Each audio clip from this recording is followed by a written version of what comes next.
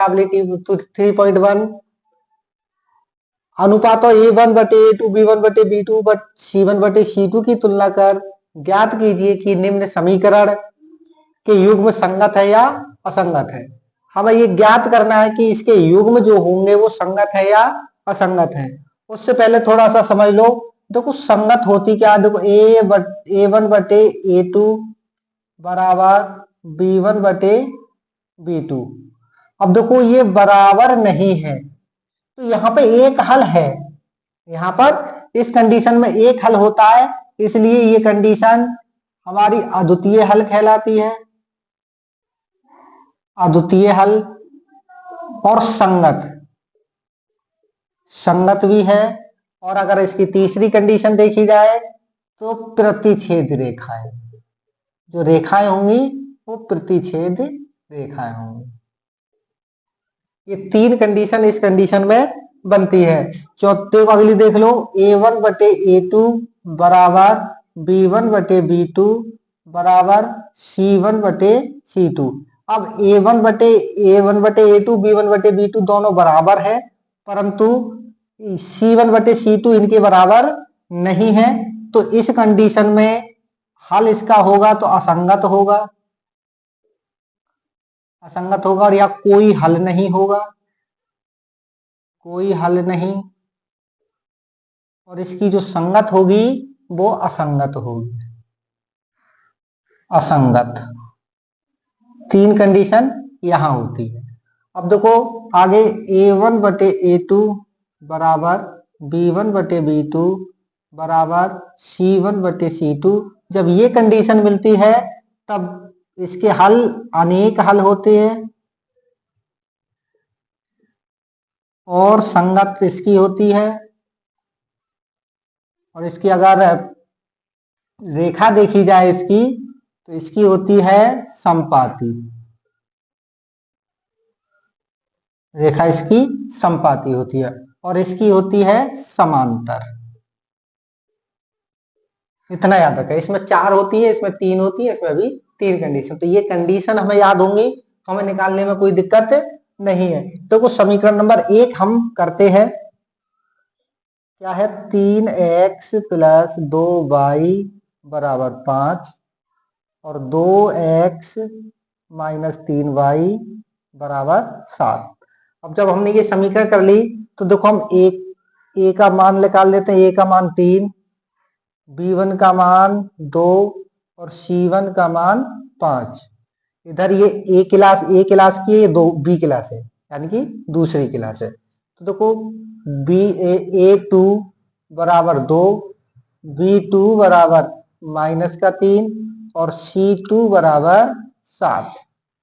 अब जब ये इतने मान हमने निकाल लिए तो इसमें ये फॉर्मूला हम रख देंगे, A1/A2 बराबर B1/B2 बराबर C1/C2। ये मान, ये हमारा सूत्र है, इसमें हम रखेंगे मान।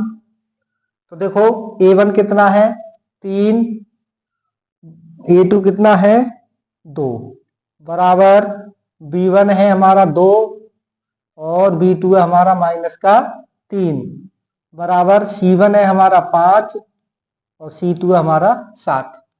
जब ये जो कंडीशन आई तो देखो यहाँ 2/3 है या 3/2 है, ये आपस में समान नहीं है, तो हमें आगे कुछ देखने की जरूरत नहीं है। तो यही हम, यानी कि बराबर नहीं है।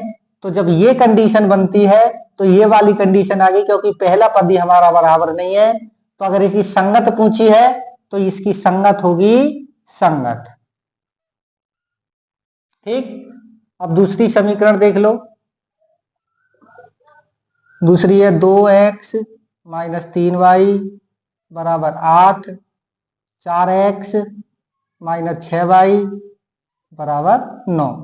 अब देखो यहाँ पर A1 A2 के मान नहीं निकालते, हम क्या करते हैं डायरेक्ट इसमें ही रख देते हैं। तो देखो 2/4 बराबर -3/-6 बराबर 8/9। जब ये रखेंगे तो देखो 2 एकम 2, 2 दूनी 4, 3 एकम 3, 3 दूनी 6, माइनस माइनस कैंसिल। तो 1/2 बराबर 1/2 बराबर 8/9, क्योंकि ये संख्या किसी से डिवाइड नहीं हो सकती। तो ये बराबर नहीं है, तो इस कंडीशन में कौन सी कंडीशन मिलती है हमें, ये, तो हमारे हल होंगे असंगत, असंगत हल होंगे। तीसरी देख लो, 3/2 एक्स, एक्स क्यों लिखना, बटे, समीकरण उतारनी है पहले, x प्लस 5/3 y बराबर 7, और यहाँ है 9x माइनस 10y बराबर 14। अब देखो इसके हम a1 a2 के मान रखते हैं, तो ये हो जाएंगे 3/2 बटे में 9 बराबर 5/3 बटे में -10 बराबर 7/14।